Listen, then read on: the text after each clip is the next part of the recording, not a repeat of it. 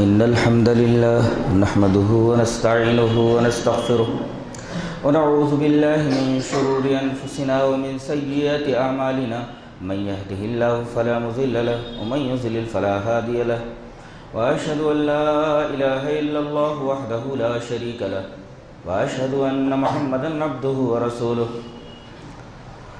يا أيها الذين آمنوا اتقوا الله حق تقاته ولا تموتن إلا وأنتم مسلمون يا أيها الناس اتقوا ربكم الذي خلقكم من نفس واحدة وخلق منها زوجها وبث منهما رجالا كثيرا ونساء واتقوا الله الذي تساءلون به والأرحام إن الله كان عليكم رقيبا يا أيها الذين آمنوا اتقوا الله وقولوا قولا سديدا يصلح لكم أعمالكم ويغفر لكم ذنوبكم ومن يطع الله ورسوله فقد فاز فوزا عظيما أما بعد فإن خير الحديث كتاب الله وخير الهدي هدي محمد صلى الله عليه وسلم وشر الأمور محدثاتها وكل محدثة بدعة وكل بدعة ضلالة الضلالة في النار أعوذ بالله من الشيطان الرجيم بسم الله الرحمن الرحيم ونفس وما سواها فألهمها فجورها وتقواها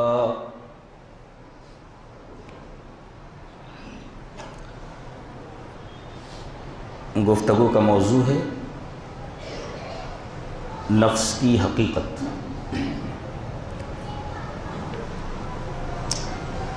اس موضوع پر گفتگو اور خطاب کیوں ضروری ہے؟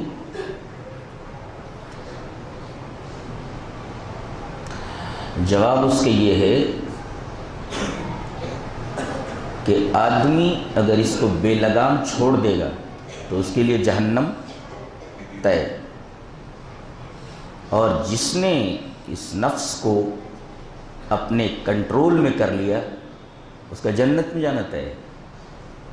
گویا جنت میں دخول اور عدم دخول دونوں اسی نفس کے بے لگام چھوڑ دینے اور لگام لگانے پر منحصر ہے۔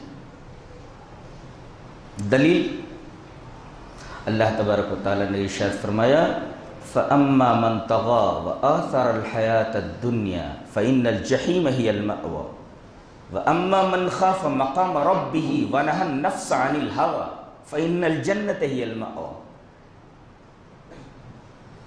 رہا وہ شخص جو اپنے رب کے سامنے کھڑے ہونے سے ڈر گیا،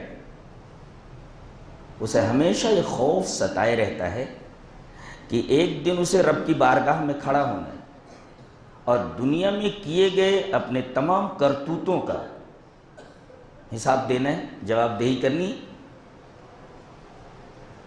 وَنَهَى النَّفْسَ عَنِ الْهَوَى، اور نفس کو اس نے اس کی خواہشات پر چلنے سے روک دیا،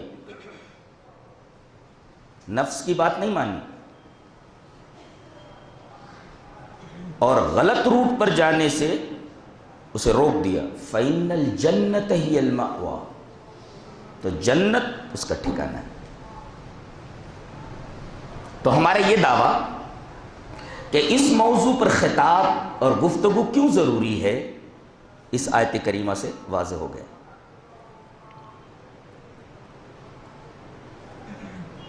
خطبہ مسنونہ کے بعد پڑھی گئی دو آیتیں، آئیے پہلے اس پر غور کر لیتے ہیں۔ اللہ نے نفس کی قسم کھائی ہے، اور قسم کا کھانا نفس کے تعلق سے اس بات کی دلیل ہے کہ وہ کوئی اہم چیز ہے، اس لیے کہ اللہ تبارک و تعالیٰ کسی غیر اہم چیز کی قسم نہیں کھاتا۔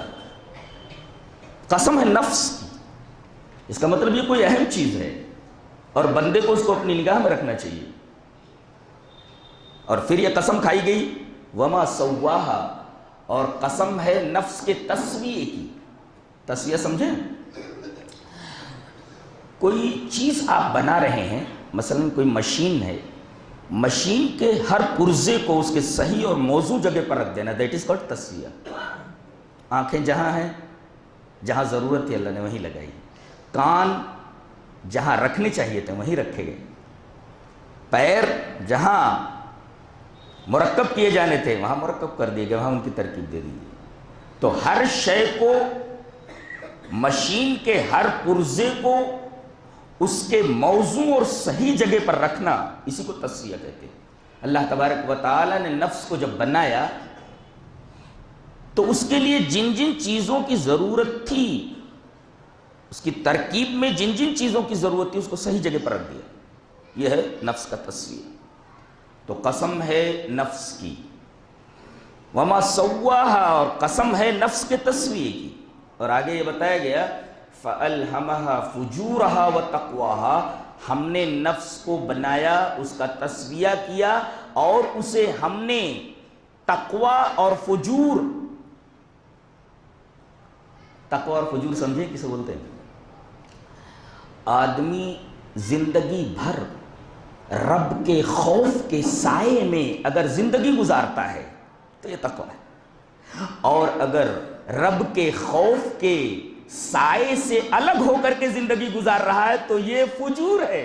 اللہ تبارک و تعالیٰ نے دونوں چیزیں بیان کر دی، فَأَلْهَمَهَا فُجُورَهَا وَتَقْوَاهَا، اور تجھے اختیار دے دیا گیا ہے، چاہے تو اپنی زندگی رب کے خوف کے سائے کے نیچے گزار دے، چاہے تجھے اختیار ہے کہ تو رب کے خوف کے سائے سے الگ ہٹ کر کے شیطان کے سائے کے نیچے زندگی گزار دے، تجھے اختیار دیا گیا ہے۔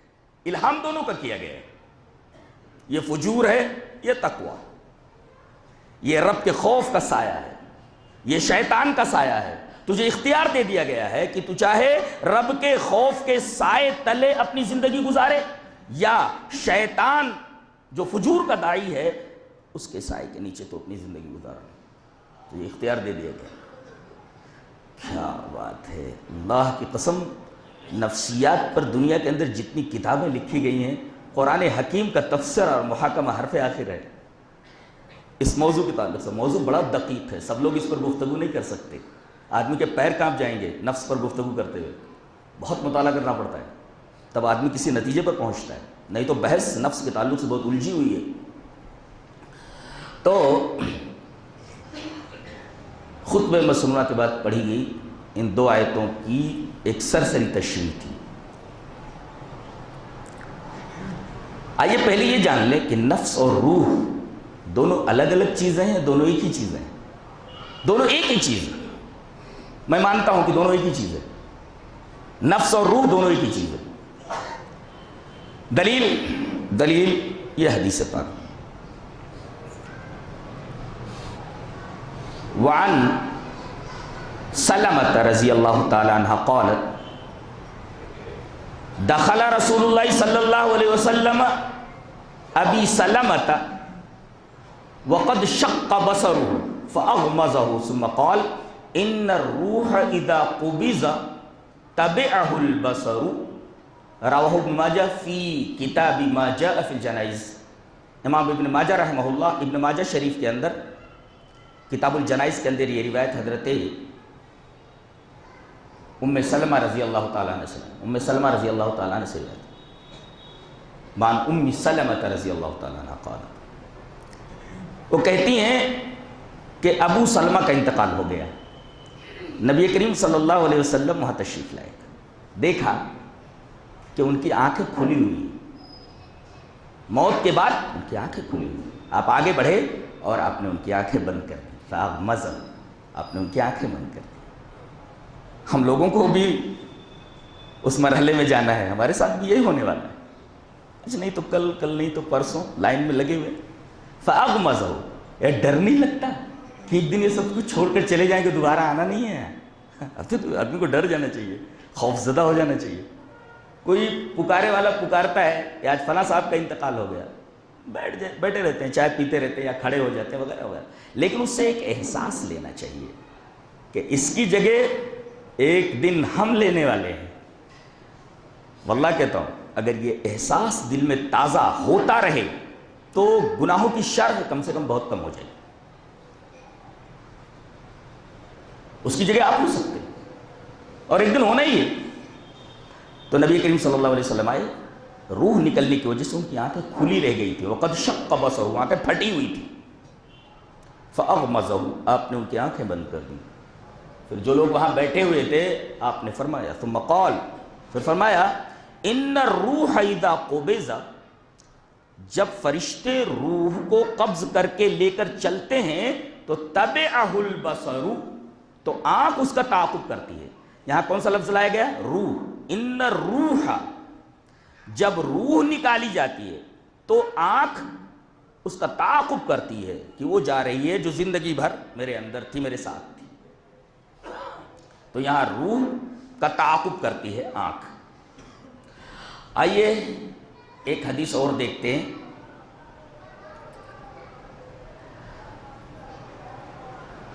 اس حدیث کے اندر یہ بتایا گیا ہے کہ روح کا تعاقب آنکھ کرتی ہے، جگہ ہے کہ نفس کا تعاقب آنکھ کرتی ہے، یہ ہے وہاں۔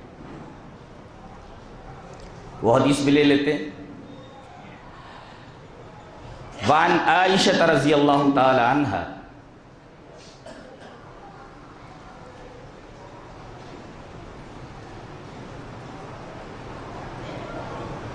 اذا مات الانسان شخص بصرہ نفسہ، کہ جب انسان مر جاتا ہے تو اس کی آنکھ اس کے نفس کا تعاقب کرتی ہے، یہ حدیث کے الفاظ ہے، یعنی روح کی جگہ نفس کا تعاقب کرتی ہے۔ تو یہ حدیث بتاتی ہے کہ نفس اور روح دونوں ایک ہی چیز ہے۔ اور یہ عجیب شے ہے کہ اللہ تبارک و تعالی نے عہد الست کے اندر اسی کو گواہ بنایا تھا۔ اللہ نے فرمایا وَإِذْ أَخَذَ رَبُّكَ مِن بَنِي آدَمَ مِن ظُهُورِهِمْ ذُرِّيَّتَهُمْ وَأَشْهَدَهُمْ عَلَىٰ أَنفُسِهِمْ، اللہ تبارک و تعالیٰ نے حضرت آدم کی پیٹھ سے جب ان کی ذریت کو نکالا تو ان کے نفسوں پر ان کو گواہ بنایا۔ گویا گواہی کس نے دی؟ نفوس نے گواہی دی۔ اللہ تبارک و تعالیٰ نے آدم کی پیٹھ سے ان کی ذریت کو نکالنے کے بعد ان کے نفسوں کے اوپر ان کو گواہ بنایا۔ گویا عہد الست کے اندر بھی یہ نفوس موجود تھے، نفوس موجود تھے،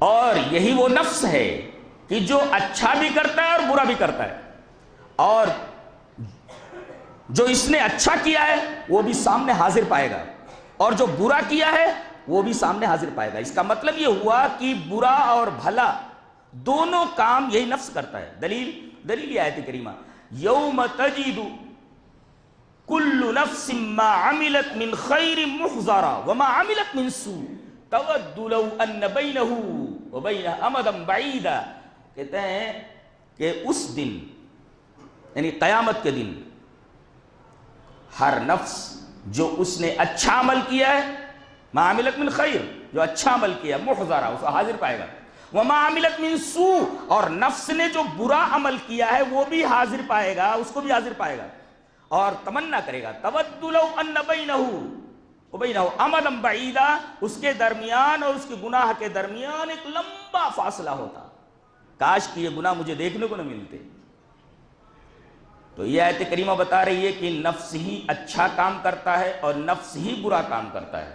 ظاہر ہے کہ جب اچھا کام یہی کرتا ہے اور برا کام یہی کرتا ہے تو پکڑ اسی کی ہوگی، جہنم میں یہی جانے والا ہے اور جہنم میں یہی لے جانے والا ہے۔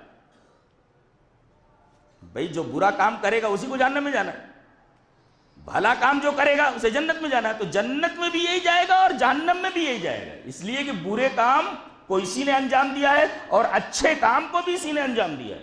تو نفس اچھا کام کرتا ہے اور برا کام کرتا ہے۔ اور قیامت کے دن جب وہ دیکھے گا کہ میں تو دنیا سے کچھ لے کر کے نہیں آیا، بس دنیا ہی کے جنجال میں پھنسا رہا، تو تین باتیں بولے گا، ان تقول نفس یا حسرتا علی ما فرطت فی جنب اللہ وان کنت لمن الساخرین، نفس بولے گا ہائے میری حسرت، ہائے حسرت، کاش کہ میں نے اللہ تبارک و تعالیٰ کے حکم کی خلاف ورزی نہ کی ہوتی اور میں نے شریعت کے اصولوں کا مذاق نہ اڑایا ہوتا۔ ان تقول نفس، یا حسرتا علی ما فرطت فی جنب اللہ وان کنت لمن الساخرین. نفس یہ بولے گا کاش میں نے اللہ کے حکم کی خلاف ورزی نہ کی ہوتی. پتہ یہ چلا کہ نفس ہی اللہ کے حکم کی خلاف ورزی کرتا ہے اور یہی نفس ہی اللہ تبارک و تعالیٰ کے حکموں کی اطاعت کرتا ہے, اس پر چلتا ہے. اور کیا بولے گا؟ او تقول لو ان لی کرۃ فاکون من المحسنین. یہی نفس بولے گا کہ کاش دوبارہ دنیا میں لوٹا دیا جاتا تو میں اچھا بن کر کے آ جاتا. پتہ یہ چلا کہ یہی نفس ہی اچھا بنتا ہے, یہی نفس ہی برا بنتا ہے. اور ایک بات اور بولے گا جو بیچ والی آیت ہے وہ بتاتی ہے,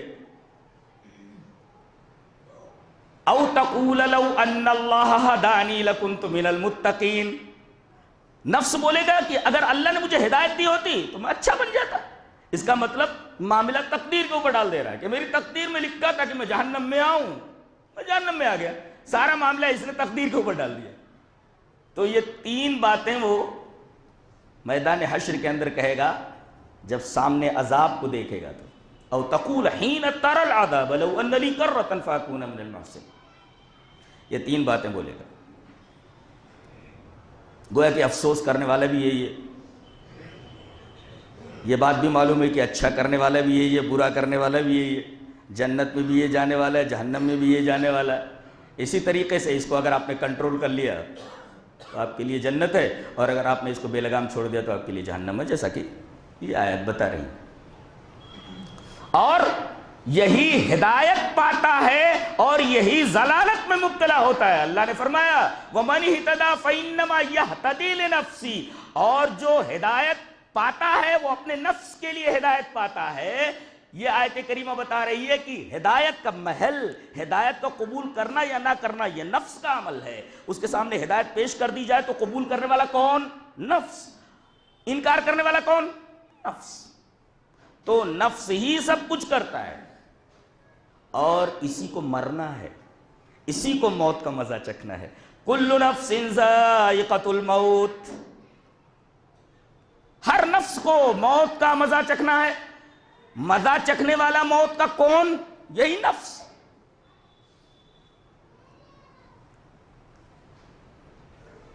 علامہ ابن قیم رحمہ اللہ نے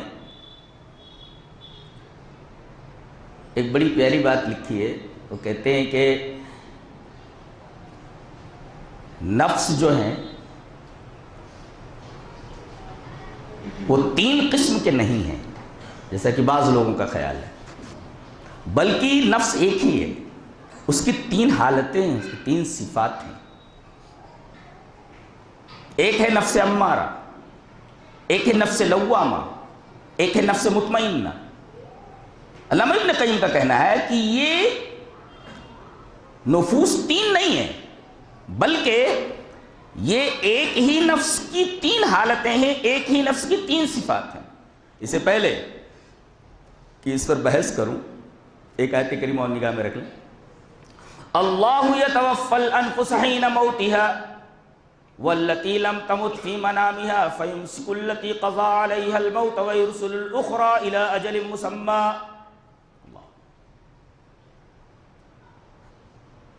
اسی نفس کو نکال لیا جاتا ہے تو آدمی مر جاتا ہے, اور یہ کام اللہ نے ملک الموت کے سپرد کر رکھا ہے. قُلْ يَتَوَفَّاكُمْ مَلَكُ الْمَوْتِ الَّذِي وُكِّلَ بِكُمْ ثُمَّ إِلَىٰ رَبِّكُمْ تُرْجَعُونَ. آپ کہہ دیجئے کہ ملک الموت ایک دن آنے والا ہے اور تمہارے اس نفس کو نکال کر کے لے جانے والا ہے.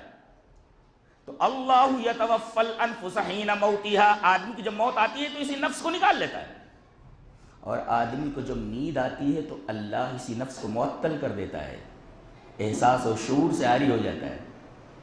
تو اگر اس کو نکالنا رہتا ہے نکال لیتا ہے تو آدمی مر جاتا ہے, اور اسے نکالنا نہیں رہتا, ایک اجل مسمى تک اس کو چھوڑنا رہتا ہے, تو اس کے اوپر نیند کے اندر تعطل طاری کر دیتا ہے, نفس معطل ہو جاتا ہے. تو نیند کے اندر نفس معطل ہو جاتا ہے اور موت کے اندر اسے بدن سے نکال لیا جاتا ہے. نیند کے وقت یہ بدن ہی میں رہتا ہے, ہاں اس کا کام روک دیا جاتا ہے، کام معطل ہو جاتا ہے، اور جب موت آتی ہے تو اس کو اندر نہیں رہنے دیا جاتا، اس کو باہر نکال لیا جاتا ہے، تو آدمی کے بدن کے اوپر موت طاری ہو جاتی ہے۔ یہ مطلب ہے اس آیت کریمہ کا۔ اللہ یتوفی الانفس حین موتها واللتی لم تمت فی منامها فیمسک التی قضی علیها الموت ویرسل الاخری الی اجل مسمی۔ کیا تبصرہ ہے اس نفس کے اوپر! دنیا کا کوئی بھی مبصر، دنیا کا کوئی بھی مفکر نفس کے اوپر اتنا جاندار اور شاندار تبصرہ نہیں کر سکتا۔ یہ وہی تبصرہ کر سکتا ہے جس نے نفس کو بنایا ہے، جس نے نفس کا تزکیہ کیا ہے، جو نفس کے مزاج سے واقف ہے، جو نفس کے مذاق سے واقف ہے، جو نفس کی حقیقت سے واقف ہے، وہی ایسا تبصرہ کر سکتا ہے، ایسا بیان کر سکتا ہے۔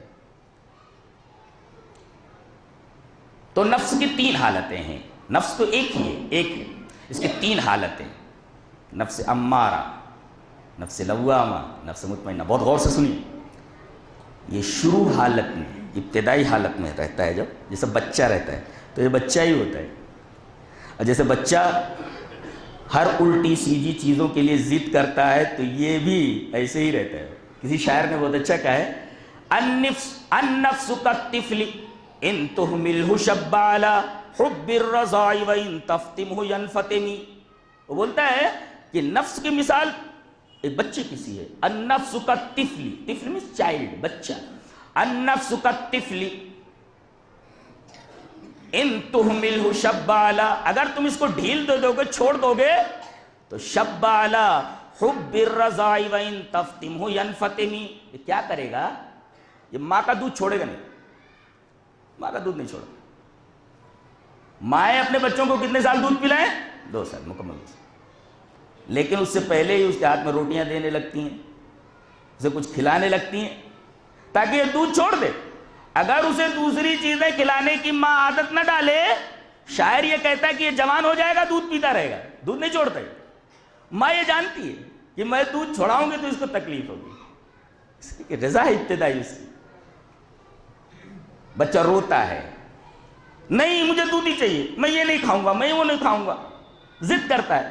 ماں یہ دیکھ رہی کہ میرے بچے کو بہت تکلیف پہنچ رہی ہے، اور اس کی تکلیف پہنچنے سے ماں کو تکلیف ہوتی ہے، لیکن وہ یہ جانتی ہے کہ اگر میں اس کو برابر دودھ پلاتی رہی تو جوان ہونے کے بعد بھی یہ دودھ ہی مانگے گا، اس لیے اس کا دودھ چھوڑانا ضروری ہے۔ نفس کا ابتدائی حال یہی ہے، بچے جیسا، صحیح بھی مانگتا ہے، غلط بھی مانگتا ہے۔ اب ماں کو یہ چاہیے کہ اسے غلط چیز نہ دے، اگر غلط چیز دیتی رہی تو غلط کا عادی ہو جاتا ہے، اسی کو نفس امارہ کہتے ہیں، اور جب یہ اپنی منمانی کرنے لگتا ہے تو اسی کو نفس امارہ کہا جاتا ہے۔ اور پھر شیطان تو موقع دیکھتا ہی رہتا ہے، اس کا ساتھی بن جاتا ہے، تو شیطان جس کا قرین بن جائے وہ نفس امارہ ہے، برابر اس کو برائی کا حکم دیتا رہتا ہے، اس لیے کہ دوست شیطان بن گیا۔ تو الشیطان قرین النفس الامارہ، شیطان یہ نفس امارہ کا دوست بن جاتا ہے، اور پھر اس کے مزاج میں شر ہی شر ہے، کس کے؟ شیطان کے، خیر تو ہے نہیں، وہ سراپا شر ہے، اور شیطان جو سراپا شر ہے، اگر یہ کسی کے قریب پہنچ جائے، کسی کا دوست بن جائے، تو اس کو سراپا شر ہی بنا دیتا ہے، اس لیے کہ وہ اس کا دوست ہو گیا۔ کند ہم جنس با ہم جنس پرواز، کبوتر با کبوتر باز با باز، جیسا دوست ہوتا ہے ویسا آدمی ہوتا ہے۔ آدمی کے دوستوں سے اس کا پتہ لگا لو کہ کیسے مزاج کا ہے۔ اگر اس کے دوستوں کو دیکھو کہ انتہائی خراب قسم کے لوگ ہیں تو سمجھو وہ آدمی خراب ہے، چاہے وہ علامہ ہو، چاہے وہ مولوی ہو، چاہے عالم ہو، چاہے کوئی بھی ہو، اس کے دوستوں کو دیکھ کر پتہ لگا لو کہ آدمی کیسا ہے۔ تو نفس کو دیکھ کر کے کہ اس کا ساتھی کون ہے پتہ لگایا جا سکتا ہے کہ یہ کیسا ہے۔ دیکھا جاتا ہے کہ شیطان اس کا ساتھی ہے تو پتہ یہ چل جائے گا کہ یہ نفس امارہ ہے۔ ایک پہچان تو اس کی یہ ہے کہ شیطان اس کا دوست ہے۔ دوسری پہچان نفس امارہ کی کیا ہے؟ پہچانو گے کیسے کہ یہ نفس امارہ ہے؟ پہچان اور علامت یہ ہے کہ یہ گناہ کے لیے ہر دم تیار رہتا ہے، اور بھلائی کا کام جہاں ہو وہاں سے بھاگتا ہے، گناہ کا کام جہاں بھی ہو سونگتے سونگتے وہاں پہنچ جائے گا، اور بھلائی کو دیکھے گا تو یہ بھاگے گا. اس کی مثال گبریلے جیسی ہے. گبریلا جانتے ہیں, وہ جو گندگی میں رہتا ہے, اس کا مزاج بن گیا گندگی میں رہنا. تو نفس امارہ جس کا قرین اور جس کا دوست شیطان بن گیا ہے, اس کی مثال گبریلے کسی ہے جو گندگی کے اندر رہتا ہے, اور گندگی سے باہر نکال لیا جائے تو مر جائے گا. اس کو خوشبو پسند نہیں, اگر خوشبو کے قریب کر دیا جائے گندگی سے نکال کر کے تو گبریلا مر جائے گا. جب تک وہ گندگی میں رہتا ہے تب تک ہی زندہ رہے گا. ایسے ہی جس نفس کا قرین شیطان بن جائے اس کی مثال گبریلے کسی ہے, اگر اس کو گندگی سے نکال لیا جائے مر جائے گا. جب تک وہ گندگی میں رہے گا تب تک زندہ رہے گا. ہمیشہ گناہوں کے لیے تیار اور بھلائیوں سے فرار, یہ علامت ہے. کیا؟ بھلائیوں سے فرار اور گناہوں کے لیے تیار. یہ رے کا قافیہ ذہن میں رکھا جائے. خیر سے فرار, ہر شر کے لیے تیار. اس کی مثال ایک اور ہے, ماچس کی تیلی کی طرح. میچ کے اس تیلی کے اندر آگ بھری ہوئی ہے, صرف رگڑنے کی دیر ہے, پر رگڑے اچھی جل جائے گی. تو یہ گناہ کے لیے ہمیشہ تیار رہتا ہے, بالکل میچ کی طرح, میچ کی تیلی کی طرح, کہ اس کے اندر آگ بھری ہوئی, صرف رگڑنے کی دیر ہے. بس اسے گناہ کا موقع ملنے دو, بس گناہ کر ڈالے. موقع کی تلاش میں رہتا ہے, ملا موقع کہ فوراً گناہ کر ڈالے گا. بس رگڑ ملنی چاہیے, چل جائے گا. میچ تیلی کی طرح ہے. تو یہ نفس امارہ کی مثال ہے اور اس کی پہچان ہے. دوسرا نفس ہے نفس لوامہ. اس کی پہچان کیا ہے؟ کبھی اس کے ساتھ شیطان آ جاتا ہے, کبھی اس کے ساتھ فرشتہ لگ جاتا ہے. تو جب تک فرشتہ لگا رہتا ہے تب تک اچھے کام کرتا ہے, اور جیسے وہ فرشتہ ہٹ جاتا ہے شیطان اس کے قریب آ جاتا ہے, یہ گناہ کر بیٹھتا ہے. اس کا مطلب نفس لوامہ وہ نفس ہے کہ کبھی گناہ کرتا ہے اور کبھی بھلائی کرتا ہے, کبھی خیر کرتا ہے. یہ اس کی پہچان ہے, علامت. اور یہ اس وقت ہوتا ہے جب شیطان اس کے قریب آتا ہے اور فرشتہ اس کے قریب آتا ہے. اور ایک نکتہ اور ہے کہ برے آدمی کے اندر بھی یہ نفس ہوتا ہے اور اچھے آدمی کے اندر بھی یہ نفس ہوتا ہے. نکتہ ذہن میں رکھا جائے کہ جب کوئی اچھائی چھوٹ جاتی ہے تو اچھے آدمی کا یہ نفس ملامت کرتا ہے کہ ارے اتنا اچھا موقع ملا تھا, تو نے نیکی کا کام کیوں نہیں کیا, تجھے نیکی کا کام کر لینا چاہیے تھا. گویا کہ نیکی کے فوات پر, نیکی کے چھوڑ دینے پر, نہ کرنے پر یہ نفس ملامت کرتا ہے. تو یہ اچھا نفس ہے, نفس لوامہ. یہ مومن کا نفس ہے.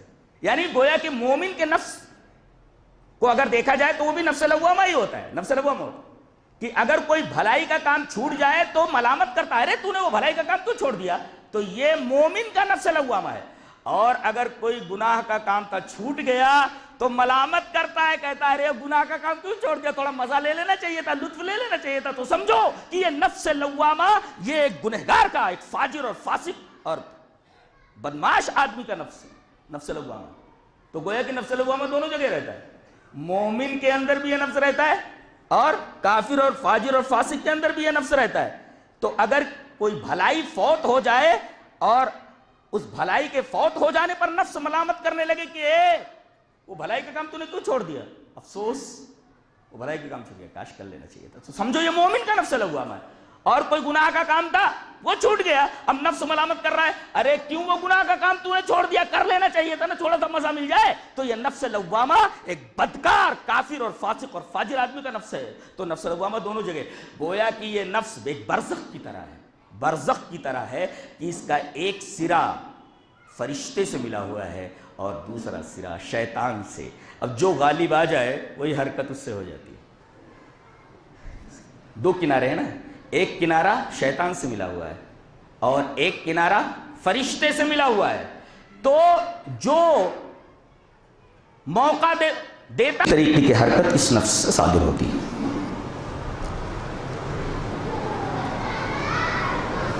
آخری جو نفس ہے نفس مطمئنہ, اس کی پہچان یہ ہے کہ محبوبات شرعیہ, محبوبات طبعیہ بن جائیں اور مکروہات شرعیہ مکروہات طبعیہ بن جائے تو سمجھو کہ یہ آدمی نفس مطمئنہ حاصل کر چکا ہے. اس آدمی کے اندر نفس مطمئنہ ہے. نہیں سمجھے؟ محبوبات شرعیہ یعنی اللہ اور اس کے رسول کو جو چیز محبوب ہے اگر اس کی طبیعت کو محبوب ہو جائے تو سمجھو نفس مطمئنہ ہے. اور اللہ اور اس کے رسول کو جو چیز مکروہ ہے, جو چیز ناپسندیدہ ہے, اگر اس کی طبیعت کو بھی وہ ناپسندیدہ لگے تو سمجھو آدمی کو نفس مطمئنہ حاصل ہو گیا, آدمی نفس مطمئنہ کے مقام پر پہنچ گیا. تو محبوبات شرعیہ اگر محبوبات طبعیہ بن جائے, آدمی کی طبیعت بن جائے, اور مکروہات شرعیہ مکروہات طبعیہ بن جائے تو آدمی نفس مطمئنہ حاصل کر چکا اور نفس مطمئنہ کے مقام پر پہنچ چکا. یعنی یوں بھی کہا جا سکتا ہے کہ آدمی کو برائی سے نفرت ہو جائے, کہیں بھی برائی ہو تو آدمی ناک سکوڑ کر کے کہ یہ گندی چیز ہے وہاں سے گزر جائے تو سمجھو نفس مطمئنہ حاصل ہے. اور ہر خیر کا کام جو وہ دیکھے وہاں پر فوراً آگے بڑھ کر کے اس خیر کو کرنے کے لیے آگے بڑھ جائے تو سمجھو آدمی نفس مطمئنہ کے مقام پر پہنچ چکا ہے. اور جانتے ہیں اللہ تبارک و تعالی نے اسی نفس کو اپنے خطاب کا محل بنایا ہے. یہ اصلی چیز ہم اس پر ہم بحث کرنا چاہیں گے. بہت سارے لوگ ہیں, کوئی تقریب ہے, کوئی میٹنگ ہے, اور کوئی بڑی ہستی آئی ہوئی ہے, کوئی بڑا آدمی آیا ہوا ہے. ان تمام لوگوں میں وہ بڑی ہستی, وہ بڑا آدمی صرف ایک آدمی کو پکارتا ہے, اے ادھر آؤ, اے ادھر آؤ. ایک آدمی کو خطاب کرتا ہے. گویا کہ ان تمام لوگوں میں سب سے معظم اور سب سے اچھا اس کی نگاہ میں وہی ہے جس کو اس نے اے کہہ کر کے پکارا ہے. اے تمام کو چھوڑ دیا, صرف اسی کو پکار رہا ہے اے. اور اس کے بعد اس کے نام کے ساتھ اگر پکارا جائے تو تھوڑی تنقیص ہے, لیکن اگر اس کے لقب کے ساتھ پکارا جائے تو یہ اس کے لیے تعظیم کی بات ہے. تمام لوگوں کو چھوڑ کر کے وہ بڑا آدمی اگر کسی ایک کو اے کہہ کر کے پکارتا ہے تو وہ اس کے اعزاز اور اس کی عظمت کی دلیل ہے, تعظیم کی دلیل ہے. اور اگر اس کے نام کے ساتھ نہیں بلکہ لقب کے ساتھ پکارتا ہے تو یہ اس کے افتخار کی دلیل ہے.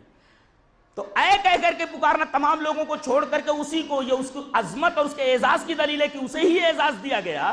اور دوسری چیز اس کے نام کے ساتھ نہیں بلکہ اس کے لقب کے ساتھ اس کو پکارا گیا تو یہ اس کو افتخار کی دلیل ہے, اس کے فخر کی دلیل ہے. اللہ تبارک و تعالی نے نفس امارہ کو یا کہہ کر کے خطاب نہیں کیا, نفس لوامہ کو یا کہہ کر کے خطاب نہیں کیا, صرف یہی جو نفس ہے فرمایا یا ایتھا النفس المطمئنہ.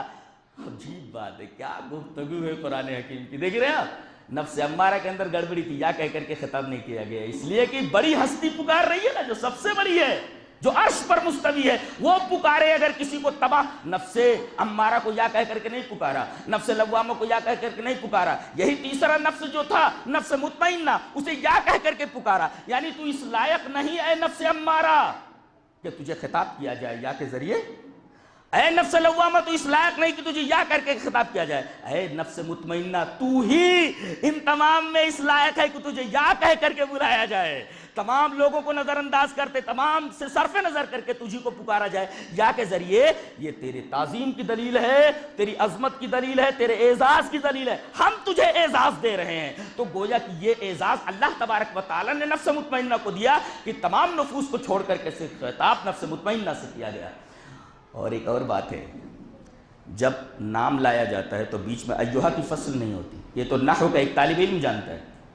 جیسے کہا جائے یا زیدو تو ایھا کی فصل نہیں آتی, اسی طرح کہا جائے یا محمدو تو ایھا کی فصل نہیں آتی. لیکن اگر صفت لائی جائے, لقب لائی جائے تو ایھا کی فصل آتی ہے. ایھا النبی, ایھا النبی, ایھا کی فصل لائی جاتی ہے. جیسے کہا جائے یا ایھا النبی انا ارسلناک, دیکھیں نبی صفت ہے, آپ کا لقب ہے, لہذا یا حرف ندا اور جو اس کے منادہ کے درمیان ایھا کی فصل لائی گئی. اس کا مطلب یہ ہوا کہ اللہ تبارک و تعالی نے اس نفس کو اس کے نام کے ساتھ نہیں بلکہ اس کے لقب کے ساتھ پکارا ہے کہ اے نفس تو مطمئن ہے، یہ اس کی صفت ہے، نام نہیں ہے. نہیں تو یا نفس کہہ کر کے پکارا جاتا کہ نام کے ساتھ، لیکن لقب کے ساتھ پکارا گیا. تو یہ باعث افتخار ہے. ایھا کی فصل آئے گی، یا ایتھا النفس المطمئنہ، یعنی یا کے ذریعے پکارا گیا تو یہ عظمت کی دلیل، تعظیم کی دلیل. اور ایتھا کی فصل لا کر کے اس کی صفت کے ساتھ، اس کے لقب کے ساتھ ذکر کرنا اس کے افتخار کی دلیل ہے. تو دو اعزاز تو یہیں دے دیے گئے اس نفس کو، اور اس کے بعد تیسرا اعزاز دیا جا رہا ہے، یا ایتھا النفس المطمئنہ. ایک تو یا کر کے خطاب کیا، یہ اس کی تعظیم کی دلیل. نفس المطمئنہ لقب کے ساتھ پکارا، یہ اس کے افتخار کی دلیل. اب اس کے بعد کہا ارجعی، لوٹ. کوئی آدمی کہیں بھیج دیا گیا ہے، اب اس کو لوٹنا ہے، لوٹنا ہے. لوٹ کر کے کہاں ہے؟ اب اللہ فرما رہا ہے میری بارگاہ میں آ جاؤ. رجوع کا مطلب لوٹنا. لوٹ کر کہاں؟ میری بارگاہ میں. گویا کہ رجوع کا حق، میری بارگاہ میں دخول کی اجازت، اذن دخول نفس امارہ کو نہیں، نفس لوامہ کو نہیں. اے نفس مطمئنہ، میری بارگاہ میں رجوع کا حق صرف تجھے ہی حاصل ہے. ارجعی، لوٹ. پڑھو نفس کے بارے میں. کچھ سمجھ میں آ رہا ہے یا نہیں؟ جی، ارجعی، لوٹ. یعنی رجوع کا حق صرف اور صرف نفس مطمئنہ کو ہے. میری بارگاہ میں کسی کو داخل ہونے کی اور باریاب ہونے کی اگر کسی کو اجازت ہے تو صرف نفس مطمئنہ ہے. ارجعی، لوٹ، رجوع ہو. کہاں؟ الی ربک. یہ رب کہہ کر کے بھی بڑی عجیب بات کہہ دی. الی رب نہیں کہا گیا، ایک تو الی رب کہا گیا اور پھر کا کہا گیا، یعنی رب تیرا رب ہے. تیرا رب یہ بھی ایک اعزاز ہے. کہہ رہے میرے ابا ہیں، میرا بھائی ہے. تو جب بھائی ہے اور میرا بھائی ہے، یہ دونوں میں بڑا فرق ہوتا ہے. میرے کے اندر ذرا لگاوٹ ہے، لطف ہے، عنایت ہے. تو اگر اضافت کر دی کہ تیرا رب، تو اس کے اندر لطف تو ہے ہی، عنایت تو ہے ہی، اور دوسرے رب کہہ دیا گیا کہ تیرا پالنے والا کون؟ تیرا پالنے والا کون؟ زندگی پر پرورش کس نے کی تیری؟ میں نے تیری پرورش کی. تو رب کہا تو یہ ایک لطف ہے، ایک عنایت ہے. اور کا کہہ کر کے اپنی طرف اضافت کر کے یہ لطف کو اور عنایت کو ڈبل کر دیا گیا. یہ قرآن حکیم کی گفتگو کا مزاج ہے، جسے عربی کا ایک طالب علم سمجھ سکتا ہے. ہم لوگ عربی کے طالب علم، ہم لوگ سمجھتے ہیں کہ بات کہاں سے کہی جا رہی ہے. جہاں تک اپنی عقل ہے، جہاں تک اللہ تبارک و تعالیٰ نے صلاحیت بخشی ہے، وہاں تک ہم اس کے کلام میں غور کرتے ہیں. پتہ چلتا ہے کہ کلام کس معیار سے اور کس درجے سے کہا گیا ہے. آدمی کا وجدان مہک اٹھے، اس طرح گفتگو کرتا ہے قرآن حکیم. تو الی رب کہا گیا، رب کے بعد کا کہا گیا. تو رب کہا گیا پرورش میں نے تیری کی ہے، یہ میرا ایک لطف ہے، ایک عنایت ہے. اور کا تیرا رب ہے، یہ عنایت اور لطف کے اندر اور زیادتی کی طرف اضافہ فرمایا گیا. الی ربک. اچھا، راضیتن، یہ اعزاز تجھے کیوں ملا؟ زندگی بھر تو راضی تھا اے نفس مطمئنہ میرے احکام کے اوپر. میں نے جو جو احکام تجھے دیے، تو نے خوشی خوشی اسے کیا، تو راضی تھا. اور جن جن چیزوں سے منع کر دیا اسے تو نے چھوڑ دیا، خوشی خوشی چھوڑ دیا. تو زندگی میں تو راضی تھی میرے احکام سے، مجھ سے. تو اب میں یہاں مرضی ہو جاتا ہوں. تو راضیہ رہی تو اب میں یہاں مرضی ہو جاتا ہوں. مرضی کا مطلب یہ ہوا کہ میں تجھ سے راضی ہو جاتا ہوں. راضیہ کا مطلب خوش ہونے والی، اور مرضیہ میں جس سے خوش ہوا گیا، یہ مفعول ہے. تو گویا کہ اگر تو زندگی میں راضی ہو جا تو قیامت کے دن میں مرضی ہو جاتا ہوں. کیا مطلب؟ تو ادھر سے خوش تو میں وہاں خوش. اللہ اکبر. گویا کہ نفس مطمئنہ کو یہ درجہ کیوں دیا گیا؟ اس لیے کہ وہ احکام الہیہ پر راضی تھی، راضی تھا وہ نفس. قیامت کے دن اللہ یہ فرمائے گا میں تجھ سے راضی ہوں. تو راضیہ رہی تو میں مرضی ہوں. آج میں تجھے پسند کرتا ہوں، زندگی بھر تو نے احکام کو پسند کیا، اور میں آج تجھے اپنی رضا سے نوازتا ہوں. اور ایک بات اور، رضا جانتے ہیں اللہ کی کوئی معمولی چیز تھوڑی ہے. قرآن حکیم میں فرمایا گیا وَرِضْوَانٌ مِّنَ اللَّهِ أَكْبَرُ. سب سے بڑی چیز اگر کوئی ہو سکتی ہے اللہ کی طرف سے تو اللہ کی رضوان ہی ہو سکتی ہے. رضوان خوشی, اگر یہ آدمی کو حاصل ہو جائے تو سب کچھ مل گیا اسے. وَرِضْوَانٌ مِّنَ اللَّهِ اکبر, سورہ توبہ کے اندر فرمایا گیا کہ اللہ کی طرف سے اگر کسی کو رضوان مل جائے, خوشی مل جائے, تو اس سے بڑی اور کوئی چیز نہیں. سب سے بڑی چیز اللہ کا رضوان ہی ہے. تو اب قیامت کے دن اللہ یہ فرمایا کہ میں تجھ سے راضی ہو گیا, تو اس سے بڑی چیز اور کیا ہو سکتی ہے؟ قرآن حکیم فرما رہا ہے کہ سب سے بڑی چیز اللہ تبارک و تعالیٰ کا رضوان ہے. وَرِضْوَانٌ مِّنَ اللَّهِ اکبر. اور قرآن حکیم یہ بولتا ہے کہ قیامت کے دن اللہ اس سے راضی ہو جائے گا, اور اللہ جس سے راضی ہو جائے سب سے بڑی چیز اسے مل گئی. سب سے بڑی چیز اللہ نے عطا کر دی اسے جنت. اس کا نتیجہ بتایا گیا, فَادْخُلِي فِي عِبَادِي, تو داخل ہو جا میرے بندوں میں. یہ بندے کون ہیں؟ لگتا ہے کوئی خاص بندے, خاص بندے ہیں. یہ کون سے خاص بندے ہیں؟ شیطان نے جب یہ کہا قَالَ رَبِّ بِمَا أَغْوَيْتَنِي لَأُزَيِّنَنَّ لَهُمْ فِي الْأَرْضِ وَلَأُغْوِيَنَّهُمْ أَجْمَعِينَ إِلَّا عِبَادَكَ مِنْهُمُ الْمُخْلَصِينَ. شیطان نے یہ کہا کہ تو نے اس آدم کی وجہ سے مجھے گمراہ کیا ہے اور مجھے جنت سے نکال دیا ہے, تو میں سب کو گمراہ کر دوں گا. لَأُغْوِيَنَّهُمْ أَجْمَعِينَ, سب کو گمراہ کر دوں گا. اور خود یہ بول دیا, خود اقرار کر لیا وہیں پر, لیکن تیرے کچھ ایسے بندے ہوں گے جنہیں میں گمراہ نہیں کر پاؤں گا. إِلَّا عِبَادَكَ مِنْهُمُ الْمُخْلَصِينَ, مگر تیرے وہ بندے جو مخلص ہیں. اس کا مطلب کچھ بندے ایسے ہیں جو شیطان کے دائرے میں آنے والے نہیں, شیطان کے جال میں پھنسنے والے نہیں, شیطان کا حربہ ان کے اوپر چلنے والا نہیں. یہ کوئی خاص لوگ ہیں, اور شیطان نے ان کے بارے میں بتا دیا تیرے بندے ہوں گے, یعنی یہ تیرے خاص بندے, مخلص بندے ہوں گے. اور آگے فرمایا گیا اِنَّ عِبَادِي لَيْسَ لَكَ عَلَيْهِمْ سُلْطَانٌ, میرے جو بندے ہوں گے ان کے اوپر شیطان کا حربہ نہیں چلے گا. یہ وہ بندے ہیں جو زندگی بھر اللہ تبارک و تعالیٰ کی اطاعت کرتے رہے اور شیطان کا قابو ان کے اوپر نہیں رہا. اِنَّ عِبَادِي, یہ وہی عبادی ہیں, لَيْسَ لَكَ عَلَيْهِمْ سُلْطَان, جس کے اوپر تیرا قابو نہیں چلے گا. یہ میرے وہ بندے ہیں. تو ایسے میرے بندے, ان میں تو داخل ہو جا. کون؟ انبیاء, صلحاء, اولیاء, شہداء, سارے کے سارے ان میں یہ میرے خاص بندے ہیں, تو ان کے زمرے میں آ جا. چل آ جا ادھر. ارجعی الی ربک راضیۃ مرضیہ فادخلی فی عبادی, اور میرے بندوں میں داخل ہو جا. وادخلی جنتی, اور تو داخل ہو جا میری جنت میں. یہاں میری جنت, اللہ تبارک و تعالیٰ نے جنت کی اضافت اپنی طرف کر کے یہ فرمایا کہ جنت کسی کی نہیں ہے. جو یہ کہا جاتا ہے ہم رسول اللہ کے, جنت رسول اللہ کی, حرام ہے یہ جملہ کہنا, ناجائز ہے. اس لیے کہ قرآن حکیم بولتا ہے کہ جنت میری ہے. اللہ فرماتا ہے کہ جنت کسی اور کی نہیں ہے, میری جنت ہے. فَادْخُلِي فِي عِبَادِي وَادْخُلِي جَنَّتِي, میری جنت میں داخل ہو جا, میری جنت میں داخل ہو جا. جنت میری ہے, لہذا یہ کہنا کہ ہم رسول اللہ کے, جنت رسول اللہ کی, یعنی رسول اللہ کی جنت ہے, یہ اس آیت کریمہ کے خلاف ہے. اللہ تبارک تعالیٰ فرماتا ہے جیسے میرے بندے ہیں ایسے میری جنت ہے, تو جو میرے بندے بن جائیں گے وہ میری جنت میں آئیں گے. میری جنت میں کہتے ہیں کہ وہ عباد و محمد ہیں, محمد صلی اللہ علیہ وسلم کے بندے. تو جب محمد صلی اللہ علیہ وسلم کے بندے ہیں تب اللہ نے فرمایا میرے بندے میری جنت میں آئیں گے. جو دوسرے کا بندہ ہو اس کی جنت میں جائے, کیا اللہ کے رسول صلی اللہ علیہ وسلم کی بھی کوئی جنت ہے آپ نے بنائی ہے؟ پتہ نہیں. بلکہ اللہ تبارک تعالیٰ فرما رہا ہے جنت میری ہے, اور میری جنت کے اندر میرے بندے داخل ہوں گے.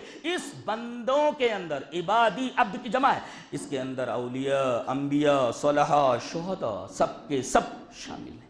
اور یہ سب کے سب نفس مطمئنہ کے حامل ہیں. نفس مطمئنہ ان کو حاصل ہوگی. اچھا, ایک بڑی اچھی بات رہ گئی بتانے سے, یہ نفس مطمئنہ کب حاصل ہوتا ہے؟ چلیے ایک حدیث پڑھ لیتے ہیں, اللہ دل تڑپانے والی حدیث ہے, پڑھتے ہیں.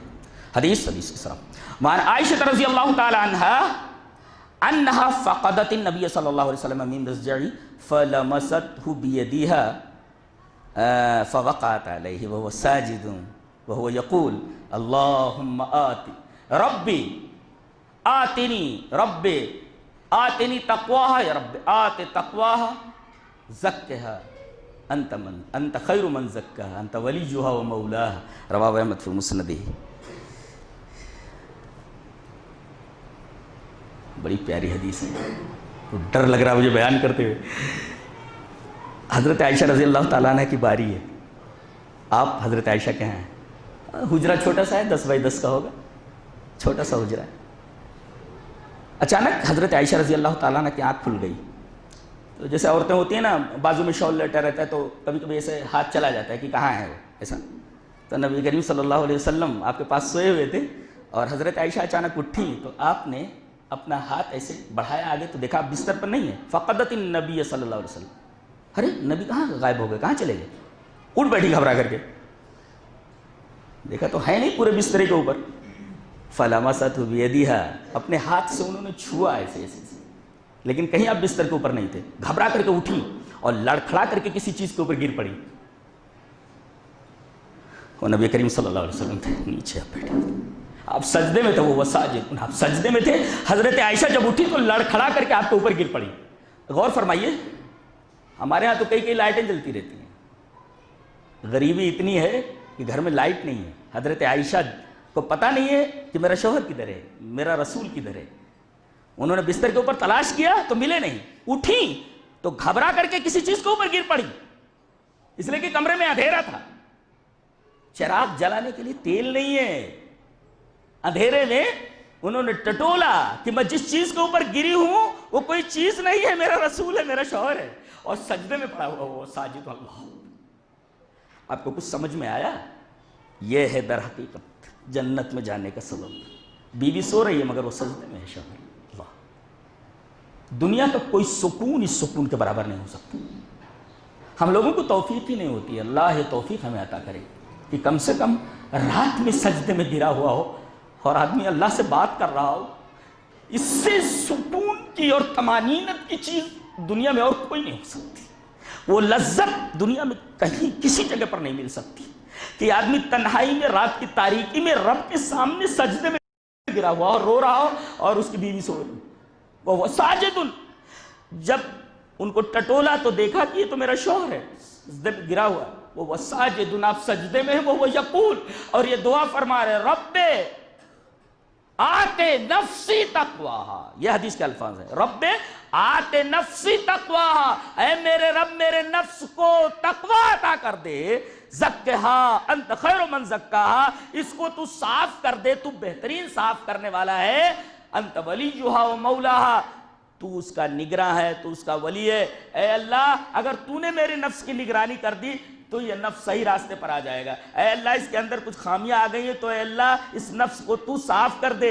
اے اللہ میرے نفس کو اس کا تقوی عطا کر دے. سجدے میں گر کر کے ہمارا رسول یہ دعا کر رہا ہے. ایک نکتہ اور ملا کہ اگر آدمی نفلی نماز پڑھ رہا ہو تو آدمی اردو میں بھی دعا مانگ سکتا ہے, انگریزی میں بھی دعا مانگ سکتا ہے, کوئی بھی کسی زبان میں دعا مانگ سکتا ہے. اللہ سے جو کچھ مانگنا چاہے سجدے میں گر کر کے, اور سجدے میں بھی مانگ سکتا ہے, سجدے میں گر کر کے اللہ سے دعا مانگ سکتا ہے. یہ نکتہ ملا, اس لیے کہ مسنون دعائیں تو ہے نہیں, ہے سجدے کی تو سبحان ربی الاعلیٰ ہے وغیرہ وغیرہ ہے. تو یہاں تو آپ یہ دعا فرما رہے ہیں, اس کا مطلب ہے کوئی بھی دعا سجدے میں گر کر کے کی جا سکتی ہے. اگر آدمی عربی میں نہ کر سکے تو کسی بھی زبان میں کر سکتا ہے. تو رسول سجدے میں گرے ہوئے اور یہ دعا مانگ رہے ہیں, اس کا مطلب رات کی تاریکی میں تہجد کی نماز میں سجدے میں گر کر کے نبی کریم صلی اللہ علیہ وسلم یہ دعا مانگ رہے کہ اے اللہ میرے نفس کو تقوی عطا کر دے, اس لیے کہ یہی تباہ کرنے والا ہے. اگر یہ صحیح ہو گیا تو جنت میں لے جانے والا, اور اگر یہ خراب ہو گیا تو جہنم میں لے جانے والا. ایک حدیث اور پڑھ دیتا ہوں, پیاری حدیث ہے. آدمی اس نفس کو کنٹرول کیسے کرے, یہ ایک نسخہ ہے. جیسے حکیم بتاتا ہے نا آپ کا مرض کنٹرول میں آ جائے گا, آپ ایک نسخہ لیتے جاؤ, تو اللہ کے رسول صلی اللہ علیہ وسلم نے ایک نسخہ دے دیا. چلیے وہ حدیث پڑھ لیتے ہیں. حدیث کس طرح, وعن عبداللہ بن عمرو رضی اللہ تعالیٰ عنہ قال قال رسول اللہ صلی اللہ علیہ وسلم لا یؤمن احدکم حتی یکون ہواہ تبعا لما جئت به. رواہ ابن بطہ فی الابانۃ الکبریٰ. حضرت امام ابن بطہ رحمہ اللہ اپنی کتاب الابانۃ الکبریٰ کے اندر یہ روایت ہے حضرت عبداللہ ابن عمر ابن عاص سے. حضرت عبداللہ ابن عمر فرماتے ہیں کہ رسول اللہ صلی اللہ علیہ وسلم نے ارشاد فرمایا کہ وہ تم میں سے کوئی مومن نہیں ہو سکتا جب تک کہ وہ اپنے نفس کی خواہشوں کو, نفس کی چاہتوں کو میرے لائے ہوئے دین کے تابع نہ بنا دے. اگر آپ اپنے نفس کی خواہشات کو, اپنے نفس کو اگر رسول اللہ صلی اللہ علیہ وسلم کی لائی ہوئی شریعت کے تابع بنا دیتے ہیں تو آپ کا نفس اچھا ہو گیا, آپ کے نفس کا تزکیہ ہوتا رہے گا اور یہ نفس آپ کو جنت میں لے جائے گا. اور اگر آپ نے نبی کریم صلی اللہ علیہ وسلم کی لائی ہوئی شریعت کے تابع اپنے نفس کو نہیں کیا, گئے کام سے. اللہ تبارک و تعالیٰ ہمیں نیک عمل اور اچھی سمجھ کی توفیق عطا فرمائے. وآخر دعوانا ان الحمدللہ رب العالمین.